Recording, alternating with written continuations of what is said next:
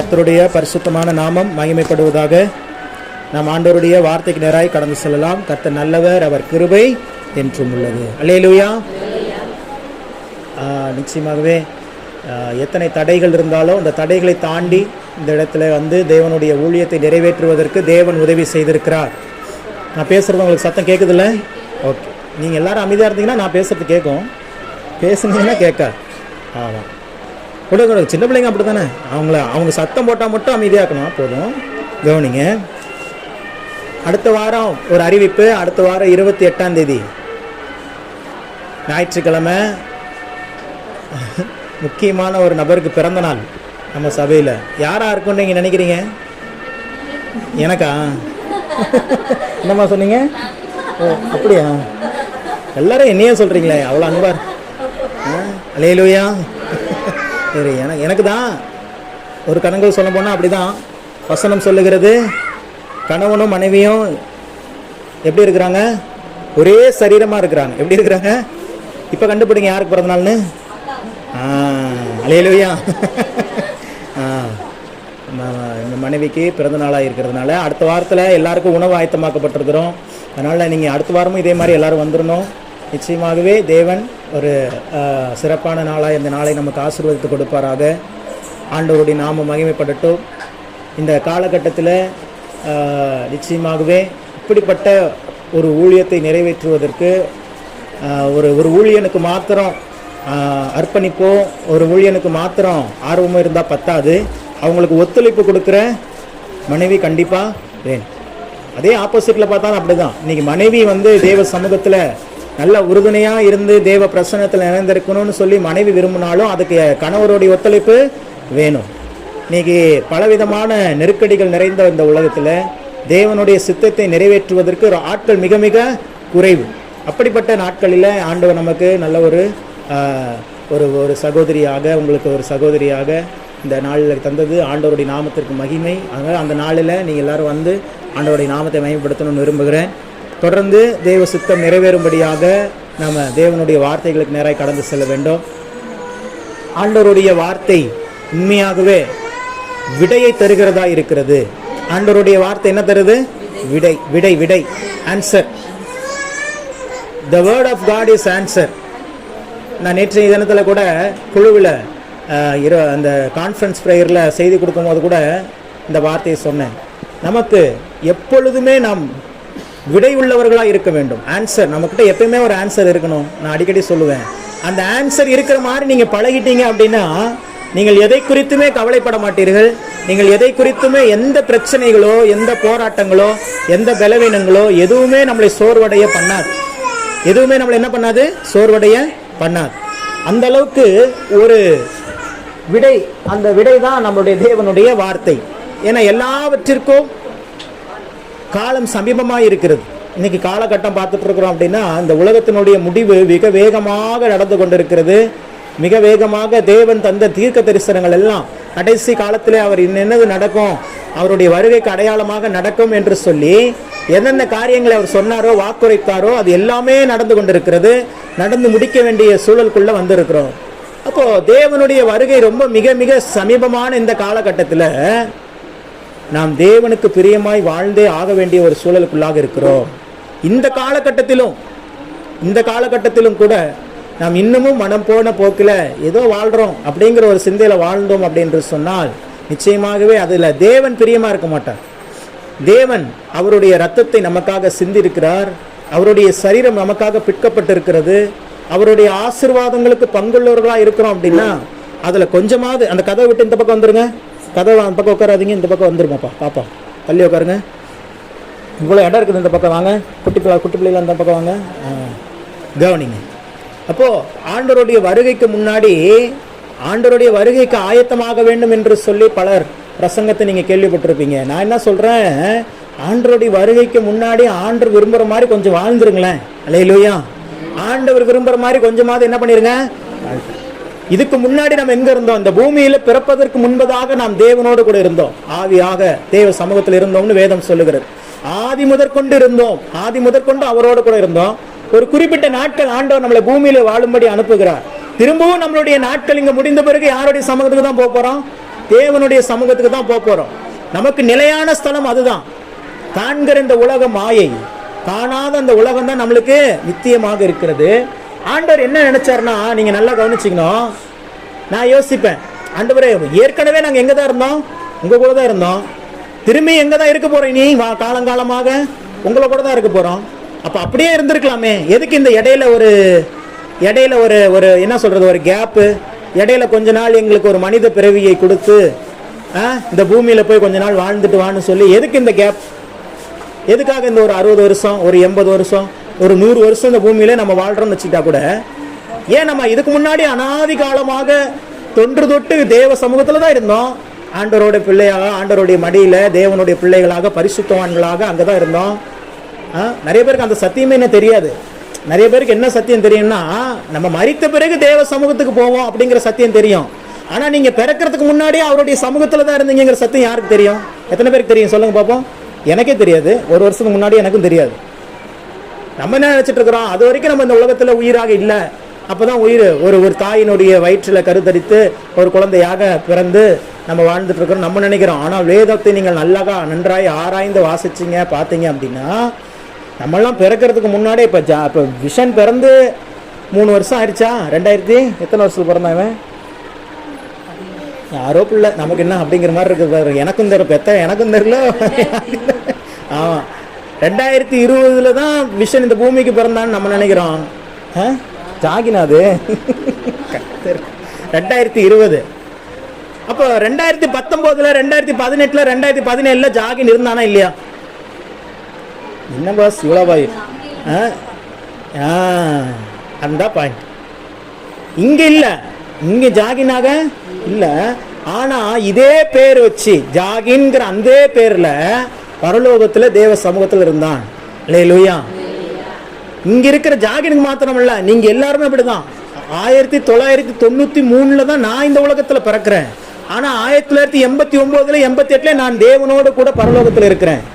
அல்லேலூயா. நீங்களும் உங்க பிறந்த வருஷத்துல யோசிச்சு பார்த்து பண்ணீங்க. அதை ஏன் பிரதர் ஞாபகப்படுத்துறீங்க அப்படிங்கிறீங்களா? அதெல்லாம் ஞாபகப்படுத்தி பாருங்க. அப்போ தேவ சமூகத்துல தான் நம்ம இருந்திருக்கிறோம். இதுக்கு முன்னாடி அங்கதான் இருந்திருக்கிறோம். அவரோடு கூட நித்திய காலமாக இருந்துகிட்டே இருக்கிறோம். கொஞ்ச நாள் ஆண்டவர் என்ன பண்றாரு, பூமியில நம்மளை அனுப்புறார். அதுக்கப்புறம் அந்த பூமியினுடைய வாழ்க்கை முடிஞ்ச பிறகு திரும்பவும் அவருடைய சமூகத்துல போய் சதா காலங்களிலும் வாழ்கிறோம். எதுக்காக இந்த இடைப்பட்ட நாட்கள் பூமியில தேவன் நம்மளை அனுப்பினாரு தெரியுமா? இருக்காது. கவனிங்க, இந்த பூமி யாருக்காக படைக்கப்பட்டது? மனுபுத்திரருக்கு. வசனம் சொல்லுகிறது, பூமியையோ மனுபுத்திரருக்கு கொடுத்தார்.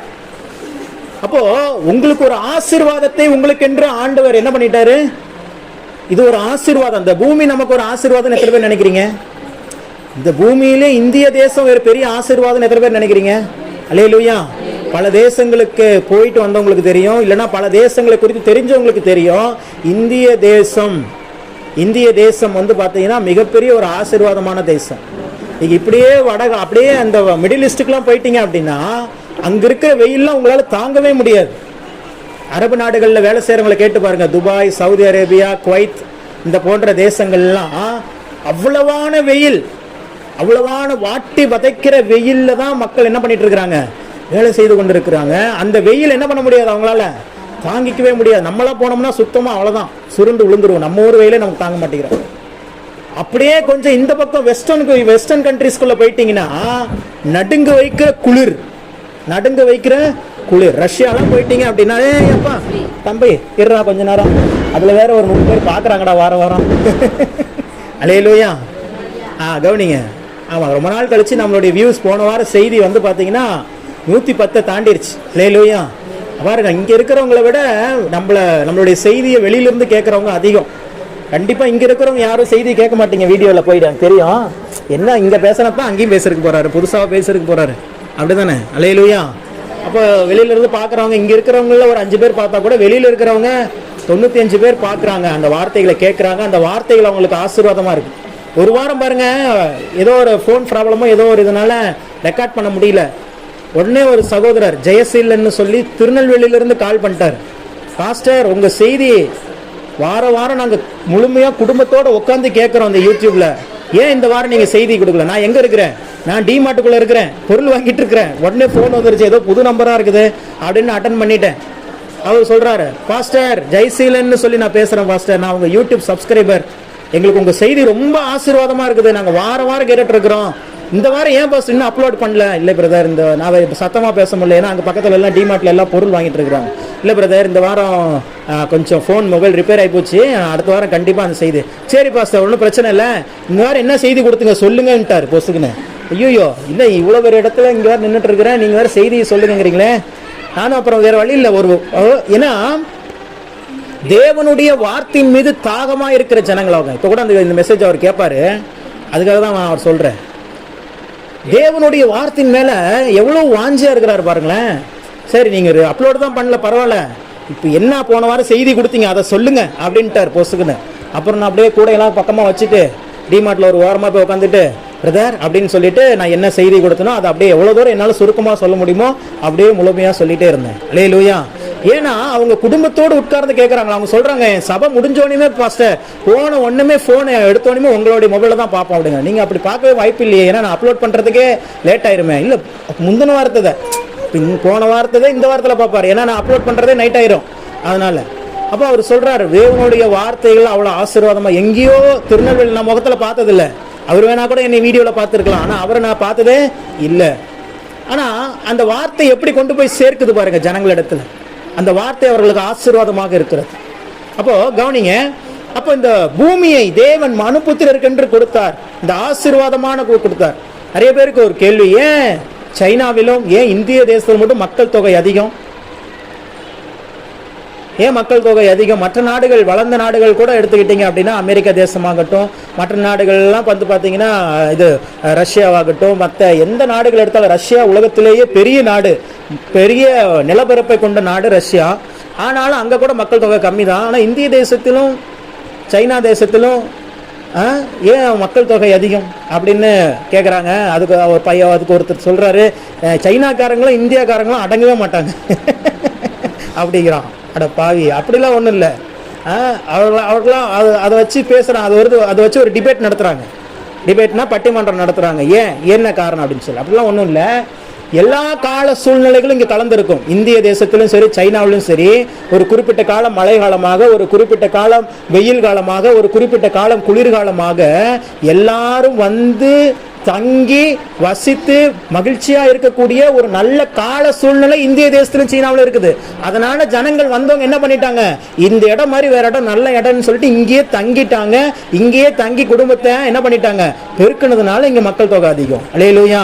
இதே மாதிரி வெஸ்டர்ன் கண்ட்ரீஸ்ல போய் இருக்க முடியாது, அங்க குளிர் அதிகம். இதே மாதிரி மிடில் ஈஸ்ட் கண்ட்ரில போய் இருக்க முடியாது, அங்க வெயில் அதிகம். ஐஸ்லாண்ட்லாம் போயிட்டீங்க அப்படின்னா மைனஸ்ல தான் இருக்கும் எப்பொழுதுமே. அங்க ரோடே வந்து பாத்தீங்கன்னா பனிக்கட்டிகளால் நிறைந்திருக்கும். அப்போ எல்லாவற்றுக்கும் வாழ தகுந்த ஒரு நல்ல ஒரு ஸ்தலமாக கொடுத்திருக்கிறார். அதனால தான் இந்தியாவிலும் சைனாவிலும் சரி நல்ல ஒரு கால சூழ்நிலை இருக்கிறதுனால இங்க வந்தவர்கள் எல்லாம், இங்க வியாபார ரீதியாக வந்தவர்கள், தொழில் ரீதியாக வந்தவர்கள், மற்ற எந்த ரீதியாக வந்தவங்க எல்லாம் இங்கேயே தங்கினார்கள். இதெல்லாம் ஹிஸ்டரியில் இருக்குது. தங்கி இதை இடத்த விட்டு அவங்களுக்கு போக மனசு வரல, அவ்வளோ நல்ல இடமா இருக்குது அப்படின்னு சொல்லிட்டு எல்லா கால சூழ்நிலைகளும் கலந்த ஒரு இடமா இருக்குதுங்கிறதுனால அவர்கள் இங்கே தங்கினார்கள். அதனால இங்கே ஜனங்கள் பழுகி பெருகினார்கள். அல்லேலூயா. அதனால சும்மா ஏதோ ஒன்று யாரோ ஒன்று சொல்றாங்கன்னா நீங்க கேட்கக்கூடாது. வேதத்தில் ஆண்டவர் ஒரு காரியத்தை வச்சிருக்கிறார். இந்து தேசம் என்று சொல்லி வேதத்தில் எழுதப்பட்டிருக்குது. அமெரிக்க தேசத்தை குறித்து பைபிள் இல்லை, ஆனால் இந்திய தேசத்தை குறித்து வேதத்தில் இருக்குது. அது எவ்வளவு பெரிய, இவ்வளோ உலகத்தில் இருக்கிற இத்தனை கிறிஸ்தவர்கள் வாசிக்கிற இந்த வேதாகமத்தில் இந்தியா பைபிள்லையாவது இந்து தேசம் முதல்னு தமிழ்ல போட்டிருக்கிறதுனால டக்குன்னு யாருக்கும் புரியாது. இங்கிலீஷ்ல ஃப்ரம் இந்தியா அப்படின்னே இருக்குது, டு இந்தியா அப்படின்னே இருக்குது. எஸ்தர் புத்தகத்துல 1:1 இங்கிலீஷ் பைபிள் வாசிச்சு பார்த்தீங்கன்னா இந்தியானே தெளிவாக சொல்லப்பட்டிருக்கு. எத்தனையோ ஆண்டு காலங்கள் முடிஞ்சிருச்சு பாருங்க.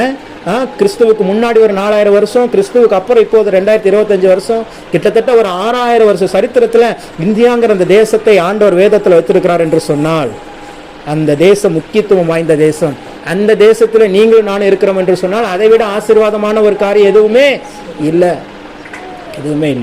அப்படிப்பட்ட ஒரு காரியம். சரி, அப்போ இந்த பூமியை தேவன் எதற்காக இந்த பூமியில வாழும்படி கொடுத்தார்னா, இந்த பூமியை நான் கிஃப்டா கொடுத்திருக்கிறேன் பிள்ளைகளுக்கு. அந்த பூமியினுடைய வாழ்க்கையை அவர்கள் அனுபவிக்க வேண்டும், அவர்கள் மகிழ்ச்சியா இந்த வாழ்க்கையை என்ஜாய் பண்ணணும்னு சொல்லி தான் ஆண்டவர் என்ன பண்ணியிருக்கிறார், இந்த பூமியில நம்மை அனுப்பி இருக்கிறார். நம்ம நினைச்சிட்டு இருக்கிறோம். அதுக்கு மாத்திரம் அல்ல, பல விதமான ஆவிக்குரிய மண்டலங்கள் குறித்து ஏற்கனவே பழைய செய்திகள் நான் சொல்லியிருக்கிறேன். அதில் ஒரு மிக மிக மிக மகிழ்ச்சியின் மண்டலம் அப்படிங்கிறது எதோட கான்டாக்டில் அதிகமாக இருக்குதுன்னா அந்த பூமி கூட தான் கான்டாக்டில் இருக்குது. அல்லேலூயா.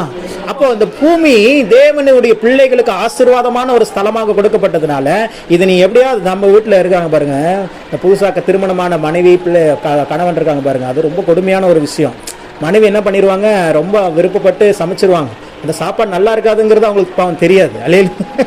ஆனால் எப்படியாவது அந்த கணவன் என்ன பண்ணி ஆகணும், அதை சாப்பிட்டு ஆகணும்னு சொல்லி என்ன சொல்றது, விருப்பப்படுவாங்க இல்லையா?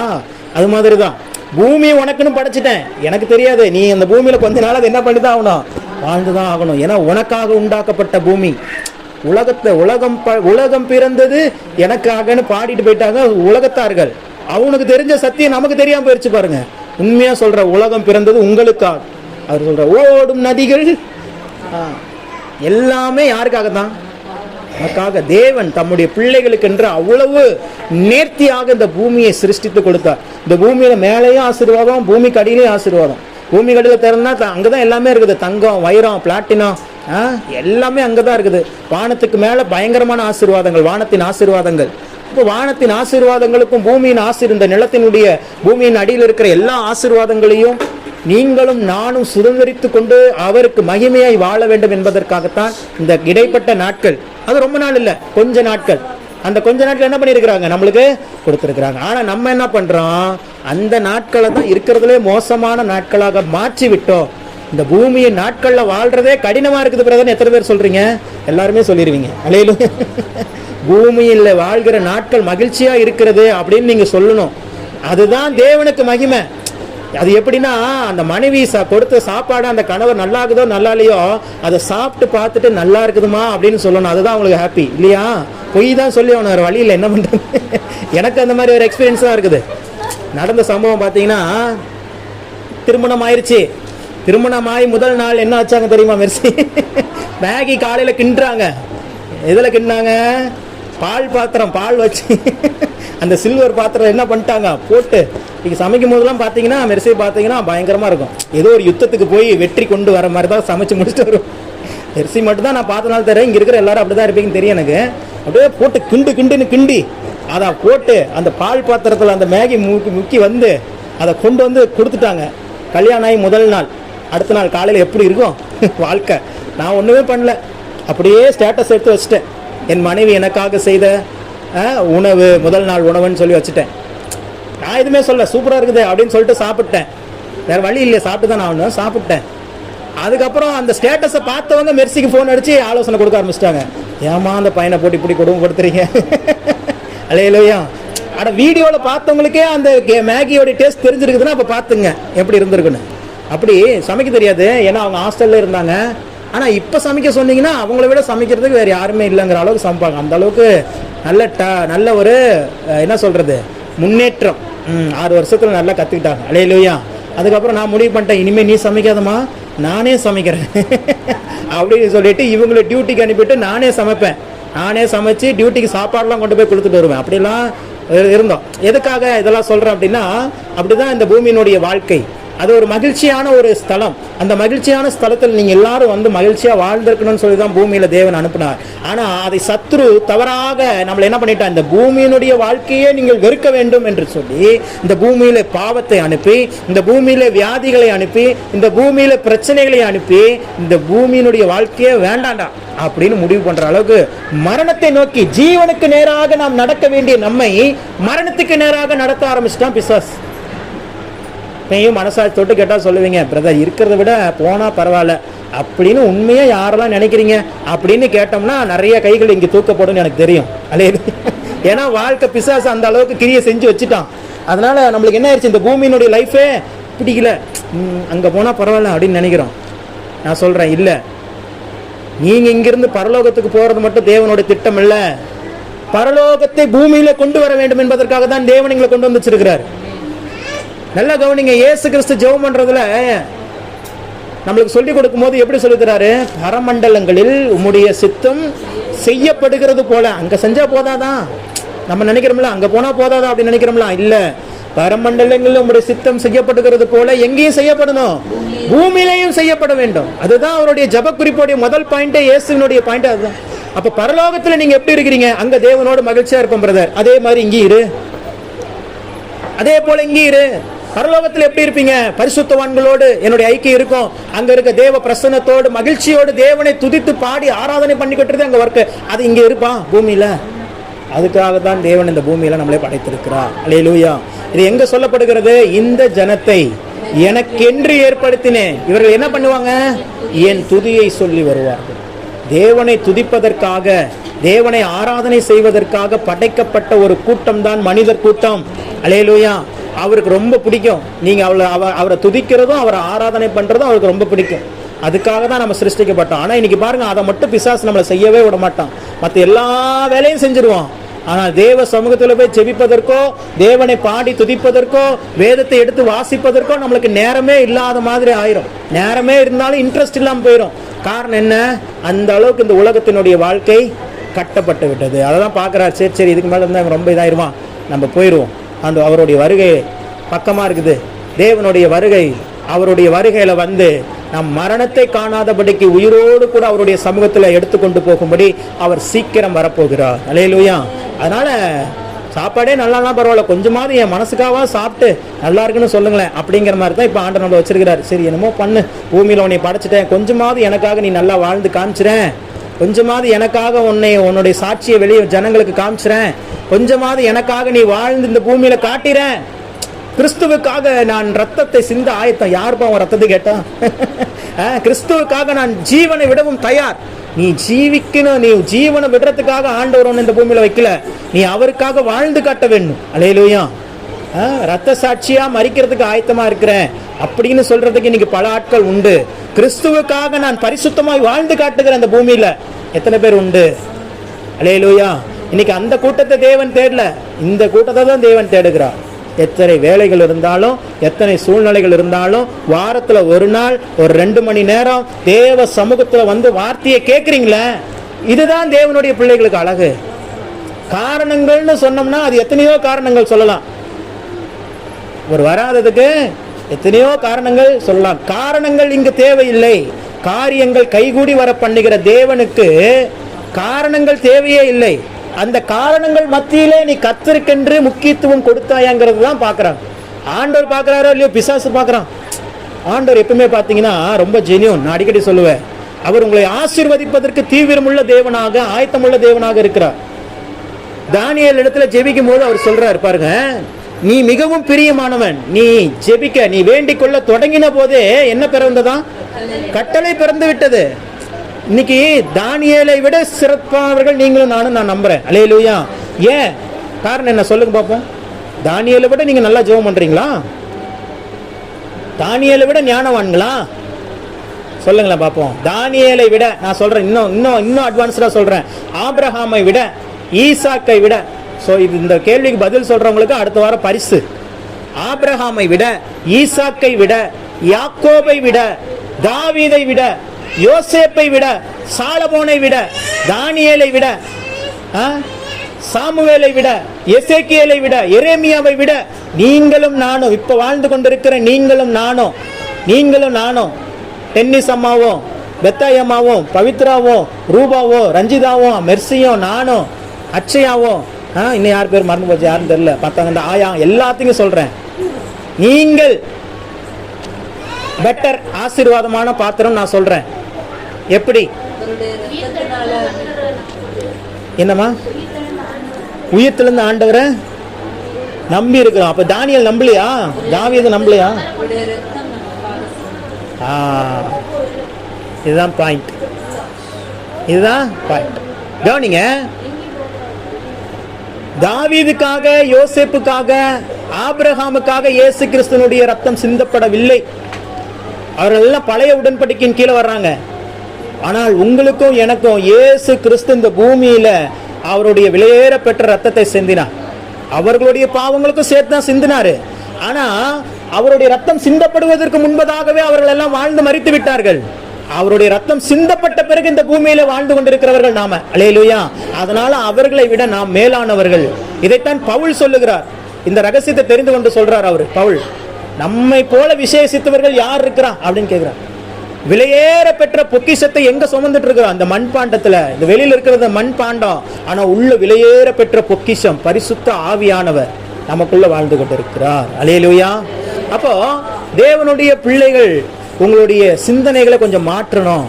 நான் எதுக்கும் உதவ மாட்டேன், நான் அப்படித்தான், என் லைஃப் இப்படித்தான், என் கணவர் இப்படித்தான், என் அப்பா அம்மா இப்படித்தான், என் பிள்ளைங்க இப்படியெல்லாம் நினைக்க. எப்பவுமே உங்களை குறித்து உயர்ந்த எண்ணங்களோடு நீங்கள் இருக்க வேண்டும். அல்லேலூயா. ஏனென்றால் நீங்கள் அல்ல, உங்களுக்குள்ள இருக்கிறவர் பெரியவர். வசனம் அப்படித்தானே சொல்லுகிறது. உலகத்தில் இருக்கிறவனிலும் உங்களில் இருக்கிறவர் பெரியவர். இப்போ உங்களுக்குள்ள ஒருத்தர் இருக்கிறார்ல, அவர் பெரியவரா சின்னவரா? பெரியவர். அப்போ உங்களை நீங்க மட்டுப்படுத்தும் போது நீங்கள் அவரை மட்டுப்படுத்துறீங்கன்னு அர்த்தம்.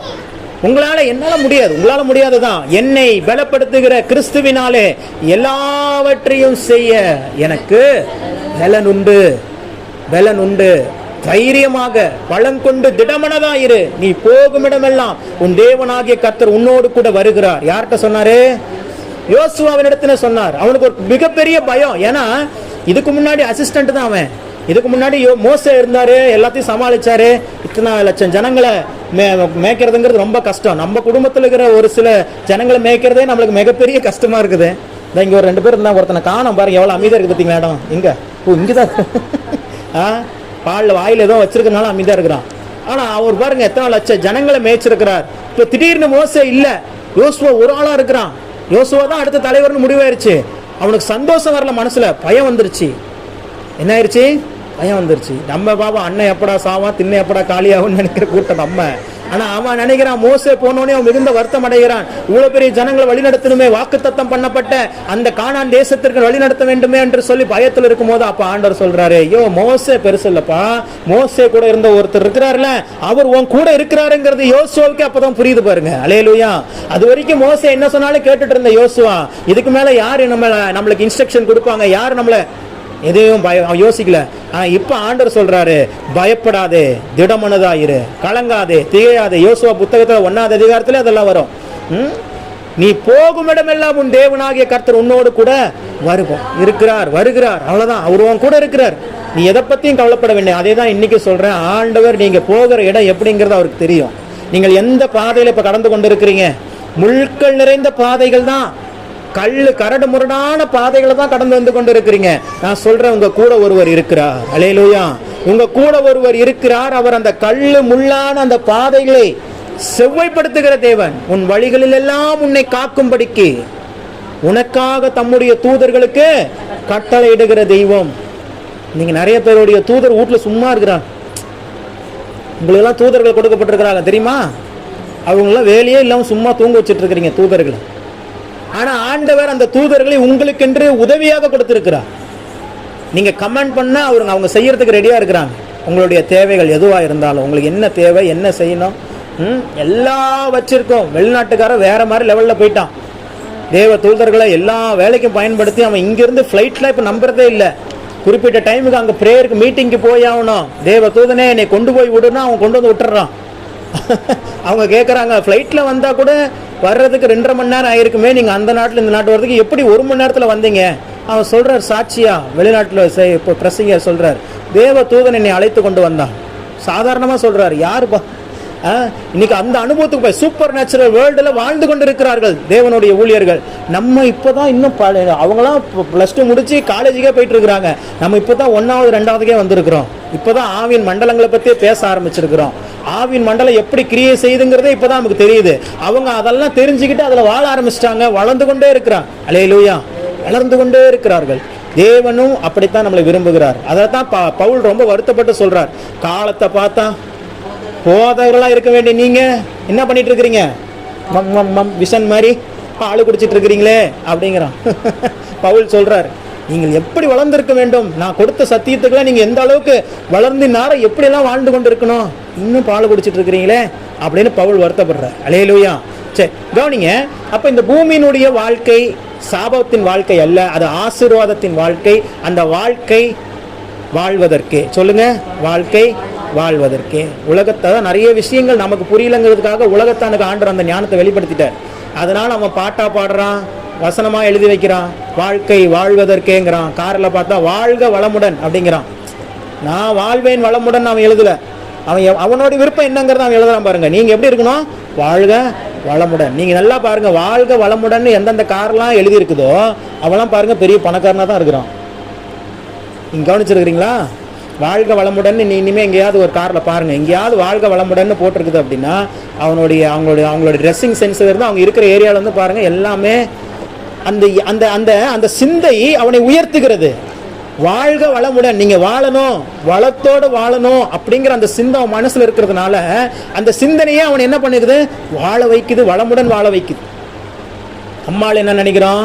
நம்மளை விட ஒரு மாடி வீடு பெருசா கட்டிட்டோம்னா போதும், எங்கிருந்து இவனுக்கு காசு வந்திருக்கும், எங்கேயாவது கொள்ளையடிச்சிட்டு வந்திருப்பான் அப்படின்னு நினைக்கிறான்.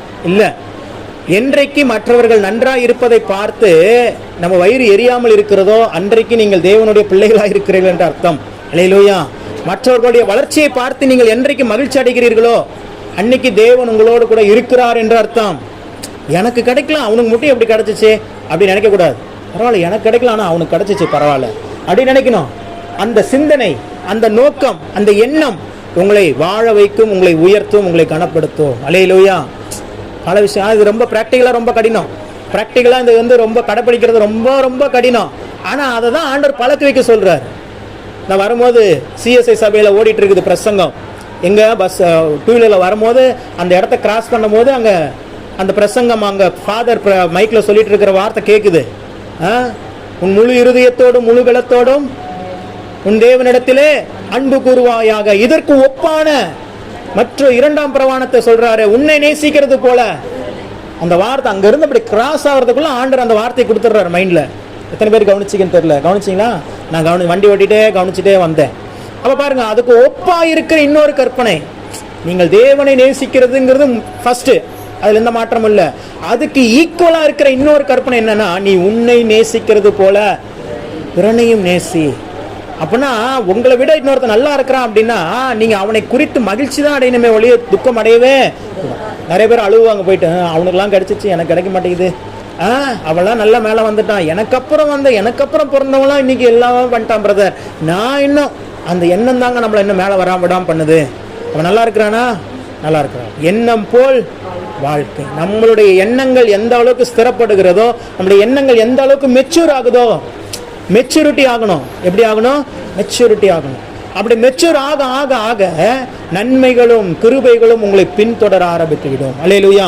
ஒரு வசனத்தை வாசிங்க, 37ஆம் சங்கீதம் 34ஆம் வசனத்தை வாசிக்கலாம்.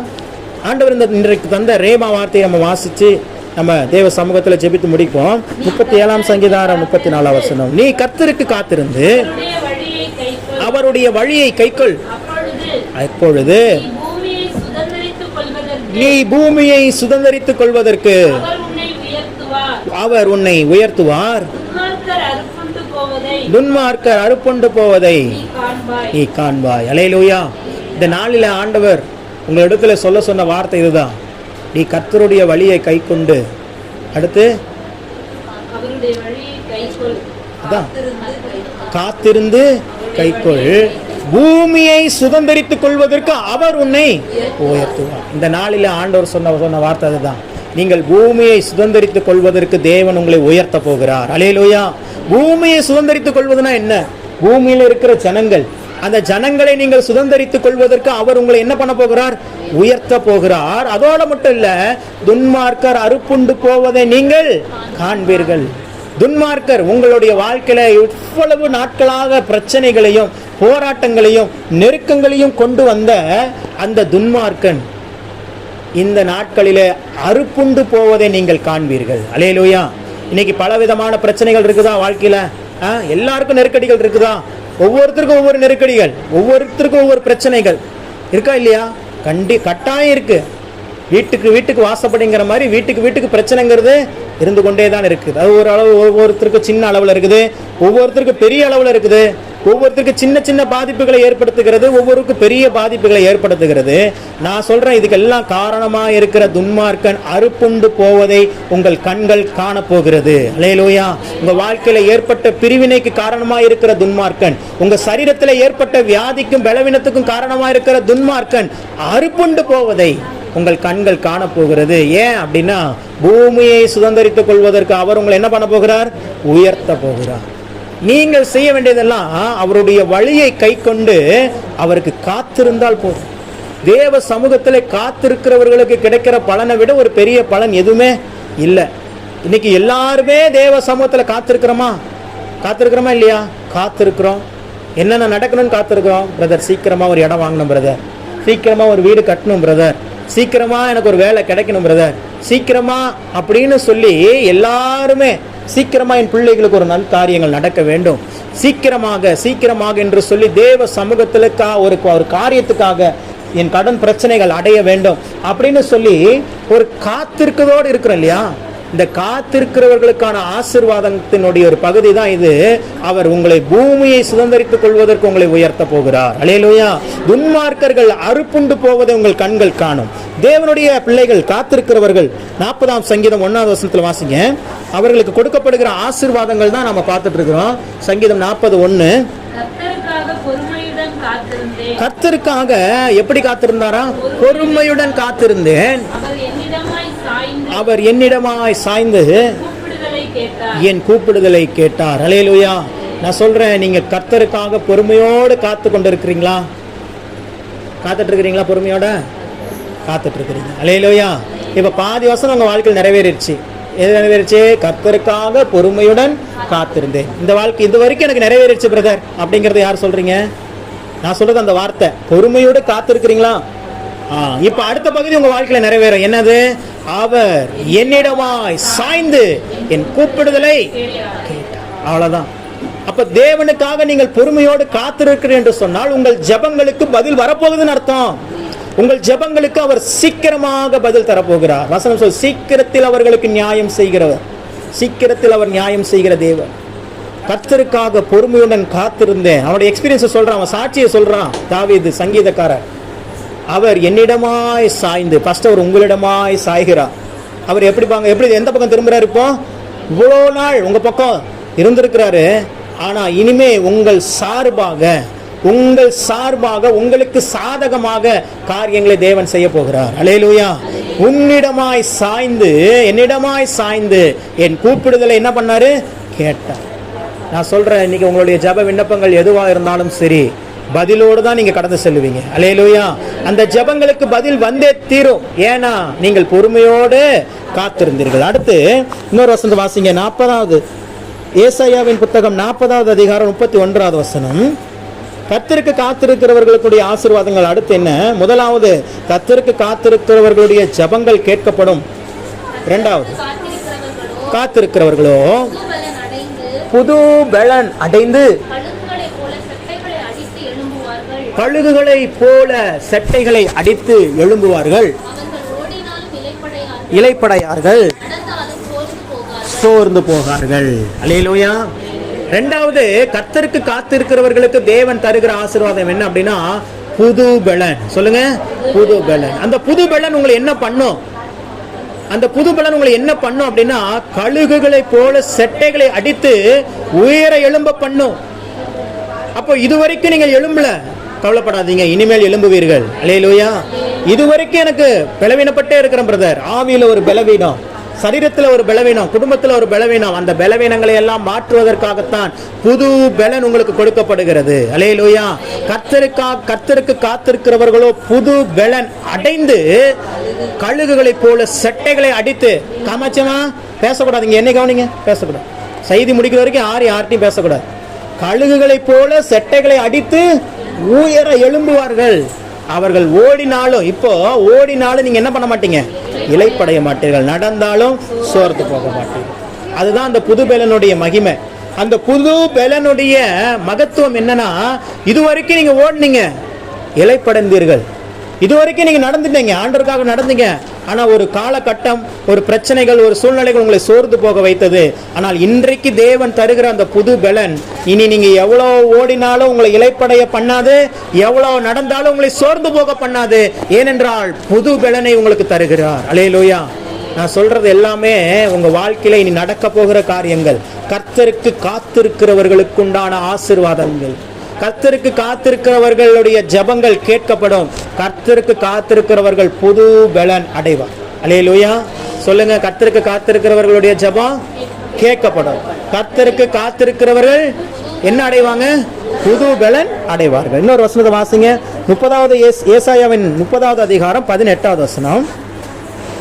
ஆனாலும் உங்களுக்கு இறங்கும்படி கர்த்தர் காத்திருப்பார், உங்கள் மேல் மனதுருக்கும்படி எழுந்திருப்பார்.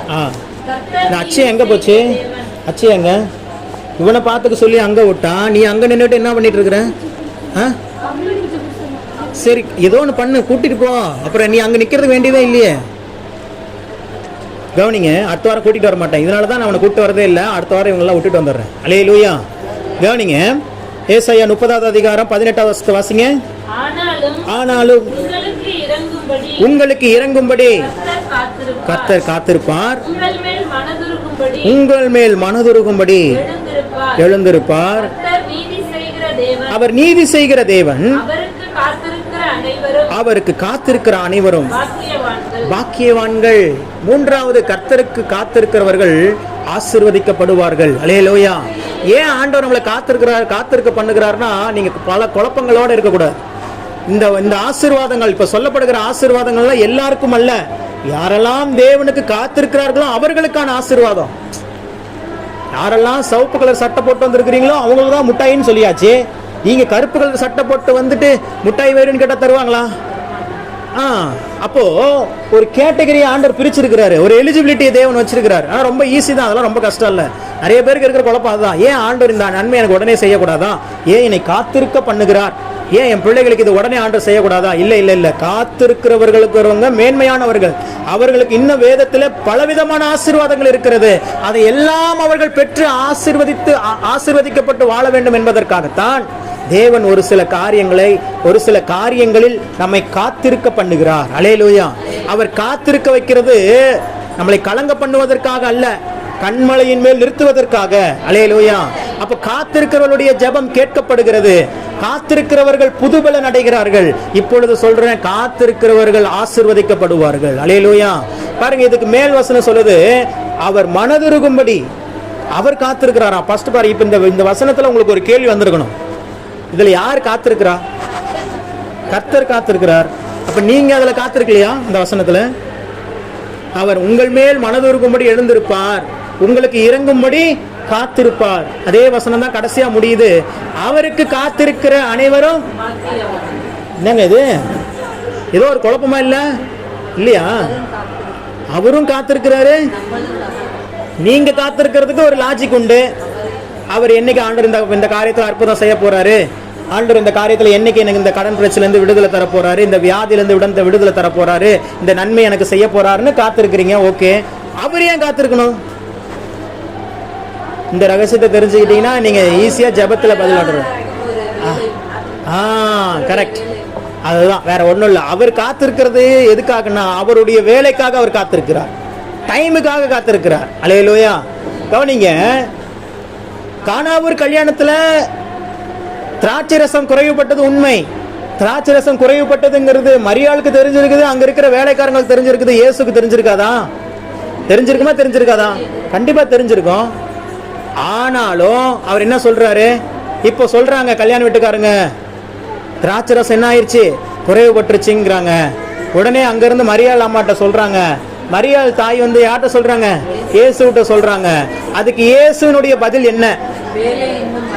அதுதாங்க, வேற ஒண்ணுமே இல்லை. இன்னைக்கு நான் சொன்னேன், இன்னைக்கு வர்ஷிப் நேரத்தில் ஒன்று சொன்னேன். இன்னைக்கு நீங்க கேள்வியோடு வருகிறவர்கள் கண்டிப்பாக பதிலோடு கடந்து செல்லணும்னு சொல்லி, இன்னைக்கு அதுதான் பதில். ஏன் உங்க வாழ்க்கையில இவ்வளவு காத்திருக்குதல்? ஏன் உங்க வாழ்க்கையில இவ்வளவு நாட்கள் கடந்து கொண்டே இருக்கிறது, நன்மையை பெற முடியல? நான் சொல்றேன், வேற ஒண்ணுமே இல்லை, அவருடைய வேலை இன்னும் வரல, அவ்வளவுதான். ஆனா இன்னொன்னு கவனிக்கணும், அப்படிதான், அவ்வளவுதானா? அவருடைய வேலை வரல, அதனாலதான் நான் இன்னும் ஆசீர்வதிக்கப்படலையா? அதனாலதான் என் கடன் பிரச்சனை இன்னும் அடையலையா? நான் சொல்றேன், அவருடைய வேலை வரவில்லை என்று சொன்ன அடுத்த நிமிடமே அவருடைய வேலை வந்து விட்டது. அல்லேலூயா. அவர் போயிட்டாரா கல்யாணம், என்னுடைய வேலை இன்னும் வரவில்லை, பாய் அப்படின்னு சொல்லிட்டு போகல. அவரு என்ன பண்ணாரு?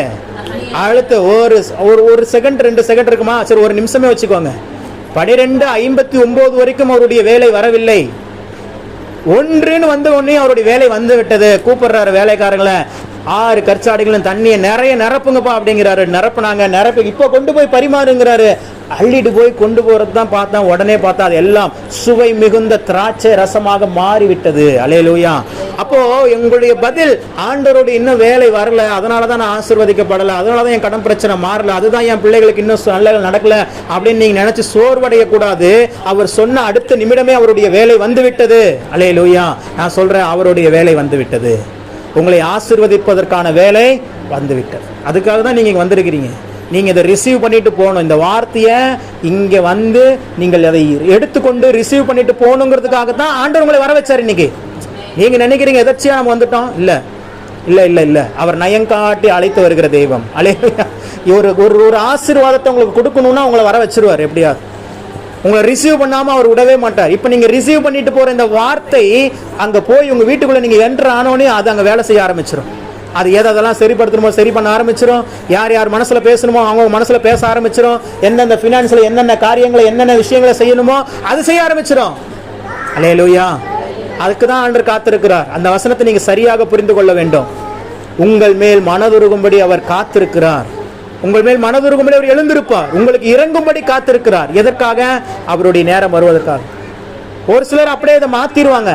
ஆண்டவர் காத்திருக்கிறார்னா அப்போ உன்ட்ட ஏதோ மிஸ்டேக் இருக்குது, உன்ட்ட ஏதோ மிஸ்டேக் இருக்குது, நீ ஏதோ பாவம் பண்ணிட்டு இருக்கிற பிரதர் சிஸ்டர், நீ ஏதோ தப்பு பண்ணிட்டே இருக்கிற, அதனாலதான் ஆண்டவர் உன்னை ஆசீர்வதிக்கிறதே இல்லை, அதனாலதான் உன் கடன் பிரச்சனை மாற மாட்டேங்குது, அதனாலதான் உன் பிள்ளைகள் இப்படி இருக்கிறாங்க, அதெல்லாம் இனிமே நம்பாதீங்க. அல்லேலூயா. அதெல்லாம் பொய். சொல்லுங்க, அதெல்லாம் பொய். என்றைக்கு கிறிஸ்து உங்களுக்குள்ள வந்தாரோ இனி வாழ்வது நீங்கள் அல்ல, அவரே. இப்ப சொல்லுங்க, நீங்க பாவிகளா நீதிமான்களா? போல்டா சொல்ல முடியுமா? யாரெல்லாம் கிறிஸ்து எனக்குள்ள வாழ்றார் நம்புறாங்களோ அவங்க சொல்லிடுவாங்க. யாரெல்லாம் சுய கிரியைகள் மேல நம்பிக்கை வச்சிருக்காங்களோ அவங்க சொல்ல மாட்டாங்க. சுய கிரியைகள்னா என்ன? ஐயோ நானே போய் பேசிட்டு இருக்கிறேனே, நான் இப்பதானே கெட்ட வார்த்தை பேசிட்டு சபையில் உட்காந்துருக்கிறேன், நான் எப்படி நீதிமான் அப்படின்னு பிசாசு ஞாபகப்படுத்துவான். ஆனா ஆண்டவர் என்ன தெரியுமா சொல்லுவாரு? இல்ல இல்ல இல்ல, நான் உனக்குள்ள இருக்கிறதுனால நீ நீதிமான் தான். நீ நீதி செய்ததுனால நீதிமான் அல்ல, நான் உனக்குள் இருப்பதனால் நீ நீதிமான். அவருடைய ரத்தத்தினால் நீங்கள் நீதிமான்கள் ஆக்கப்பட்டிருக்க வசனம் சொல்லுது. விசுவாசத்தினால் நீங்கள் நீதிமான்கள் ஆக்கப்பட்டிருக்க. ரோமர். இன்னொரு வார்த்தை வாய்ப்பு கிடைச்சிச்சுன்னா, நான் நீ எப்படியெல்லாம் நீங்க நீதிமான்கள் ஆக்கப்பட்டீங்க நான் சொல்றேன். பிசாசு சொல்ற பொய்ய நம்பாதீங்க. பக்கத்துல பைய பிடிச்சு சொல்லுங்க, பிசாசு சொல்ற பிசாசு சொல்ற பொய்ய இனியும் நம்பாதீங்க, நம்பிடவே நம்பாதீங்க. நீங்க பாவியே இல்ல, நீங்கள் நீதிமான். ஏன்னா உங்களுக்குள்ள இயேசு இருக்கிறார். யார் யாருக்குள்ளலாம் இயேசு இருக்கிறாரோ அவங்க தான் நீதிமான். அதுவும் முக்கியமான பாயிண்ட். உங்களுக்குள்ள இயேசு இருக்கிறாரா? அதை பக்கத்துல கேட்டுக்காங்க, உங்களுக்குள்ள இயேசு இருக்கிறாரா? இயேசு இருக்கிறாரா? ஐயோ அதான் பிரதர் டவுட் ஆகுது. அந்த டவுட்டை கொஞ்சம் கிளியர் பண்ணி விடுங்க பிரதர். நான் சொல்லட்டுமா? அந்த டவுட்டை கிளியர் பண்ணட்டுமா? உங்களுக்குள்ள இயேசு இல்லைன்னா நீங்க இங்க வந்திருக்க முடியாது. இந்த எல்லைக்குள்ள நீங்க கால் வைக்க முடியாது. உங்களுக்குள்ள இயேசு இல்லைன்னா இந்த எல்லைக்குள்ள நீங்க என்ன பண்ண முடியாது? கால் வைக்க முடியாது. உங்களுக்குள்ள இருந்து உங்களை ஒருத்தர் ஆப்ரேட் பண்ற, உங்களை அழைத்து வருகிறார், உங்களை ஆசீர்வதிக்கும்படியாக, உங்கள் குடும்பத்தினுடைய சூழ்நிலை மாற்றும்படியாக. நான் சொல்றேன், அவருடைய வேலை வந்து விட்டது.